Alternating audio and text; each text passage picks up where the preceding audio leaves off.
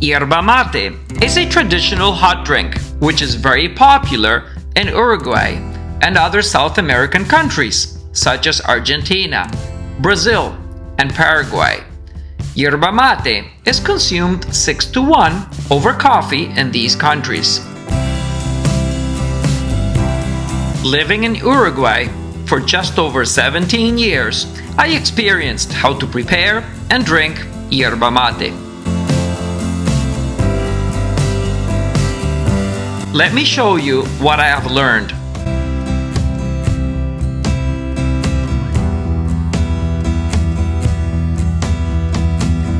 To get us started, we will need a thermos, hot water, a gourd, the yerba, which is the dry leaves, and the bombilla, which is some sort of metal straw with a strainer-like section at the bottom that will filter out the leaves while we drink our yerba mate. We will first have a look at the bombilla that is required to be made out of durable materials such as stainless steel, silver, or alpaca silver in order to prevent rust from forming inside the bombilla where it is hard to reach for cleaning. Alpaca silver, a material also known as alpaca, has nothing to do with the cute furry wool animals and contains no real silver. Alpaca silver is an alloy of copper, nickel, and zinc. Sometimes called nickel silver or German silver. The usual formulation is 60% copper, 20% nickel, and 20% zinc. I was lucky to find this very elegant and artistic silver and gold bombilla in one of my trips to Uruguay in 2004. I purchased it from Louvre, a local antique and jewelry shop.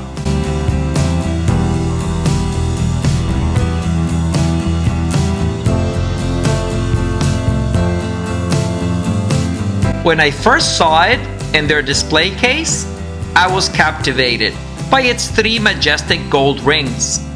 The silver body with carvings and plated gold at the top was the icing on the cake.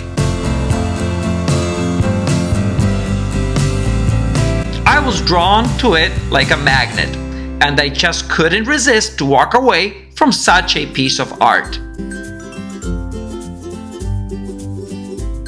After all, I am a collector, and I truly appreciate beauty, craftsmanship, and quality when I see it.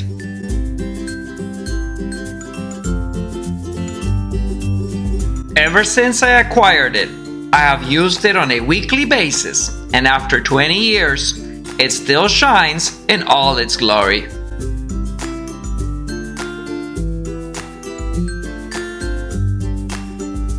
The origins of yerba mate are filled with folklore.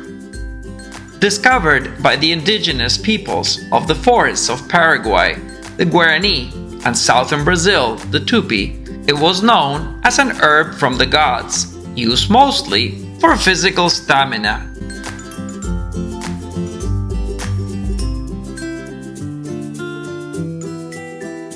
The herb was a dietary staple for agriculture-dependent and nomadic and warrior-based lifestyles, depending on the tribe. It was also used for medicinal purposes. Natives believed yerba mate was a gift given to them to sustain life, increase vitality, and heal the sick. As a spiritual herb, yerba mate was used for worship and often used for religious and other important tribal ceremonies.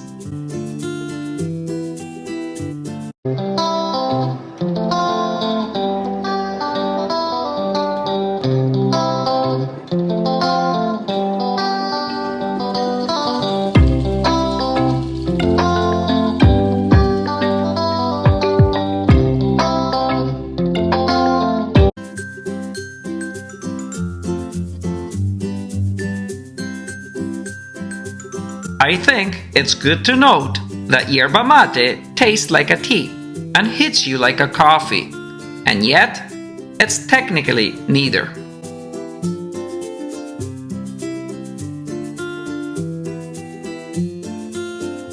A simple tool, which is basically a bent wire, is provided for cleaning the inside of the bombilla. Yerba mate is prepared most traditionally in a gourd, or mate. While the original gourds were small bowls or cups made from hollow, dried-out squash, modern-day gourds may be made out of metal, ceramic, or wood.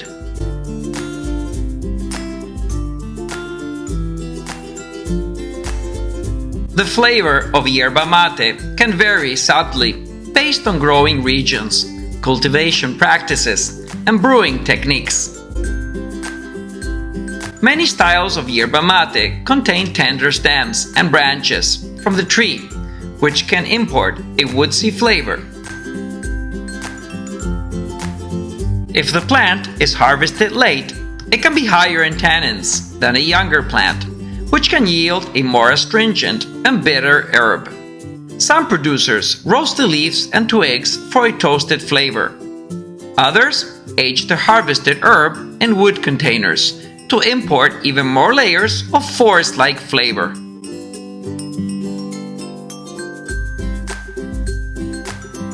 In Canada, where I currently reside, you can purchase the yerba in packages of 1 kilo from Latin grocery stores.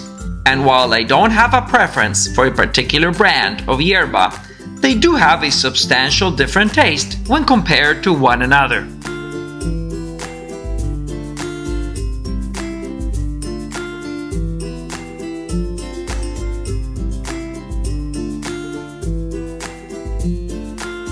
In my case, I just purchased my yerba from Walmart, conveniently located just 5 blocks away from home, and at the best price in the market.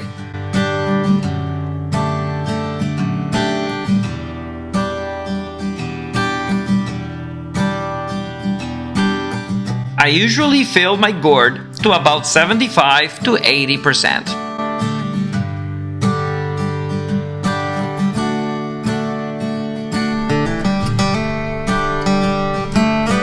Strong, bitter, and vegetal, yerba mate has a very distinctive taste that, like coffee, can require an adjustment period.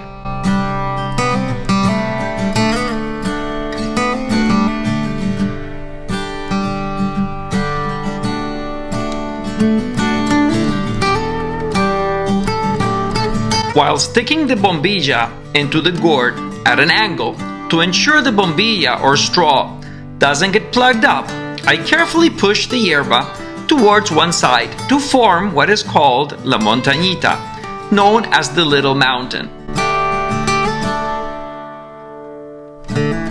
If you deem necessary, don't be shy to use your fingers to help shape the little mountain. Hot water, or sometimes cold but never boiling, is then poured over the herbs to fill the gourd. The herbs infuse into the water to produce a tea-like beverage. The pouring of the water is done on the opposite side of the montañita, or little mountain. Take care not to pour too much water that will turn your mate into a soup. The little mountain should remain intact. Similar to a traditional tea, yerba mate can get more astringent and bitter the longer it's infused in hot water.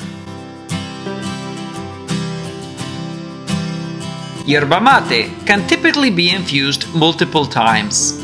Each infusion reveals more layers of the flavor of the herb. I usually drink a full thermos of water before the yerba needs to be replaced in the gourd.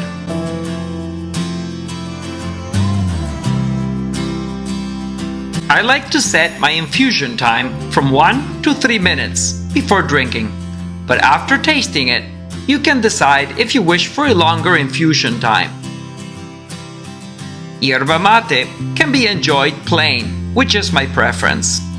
But it's also not uncommon to sweeten the brewed beverage with honey, sugar, or even dilute it with some milk or cream, just like you would with a traditional tea. The herbs infuse into the water to produce a tea-like beverage. The infused yerba mate herbs are not strained out from the water as with tea or coffee. Instead, the beverage is sipped through a bombilla, a metal straw made of silver, copper, or stainless steel with small holes at the bottom.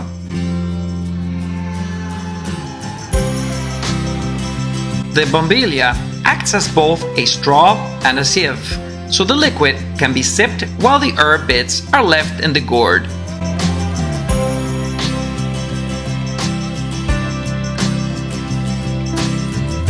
Please let me know what you think in the comments below.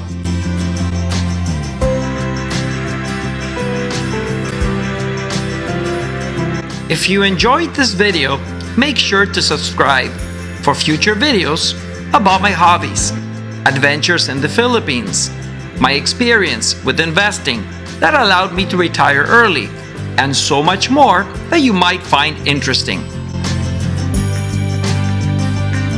Bye for now, and thanks for watching.